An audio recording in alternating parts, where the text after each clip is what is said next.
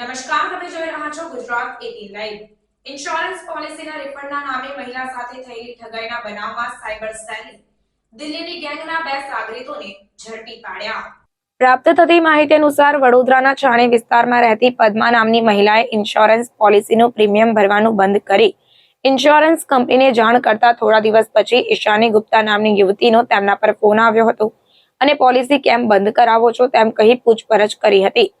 મહિલા તેમના પતિ ગુજરી ગયા હોવાથી 50,000નું પ્રીમિયમ ભરી શકે તેમ નથી તેમ કહી પોલિસી બંધ કરવા માટે સૂચના આપી હતી, જેથી ઈશાનીએ તેમના બોસ અમલ રાઠોડનો સંપર્ક કરવા માટે કહ્યું હતું। અમન રાઠોડે ₹8 લાખનું રિફંડ 2 દિવસમાં આપવાનું કહી મહિલા સાથે વાતચીત કરી હતી। ત્યારબાદ મહિલાને processing fee, document charge, GST તેમજ એજન્ટની બાદ બાકી થતા તેને કંપની તરફથી ચૂકવવાની રકમ ઉપર લાગતી જીએસટીની રકમ ચૂકવવાના નામે મહિલા પાસે કુલ 2 લાખ પડાવી લીધા હતા।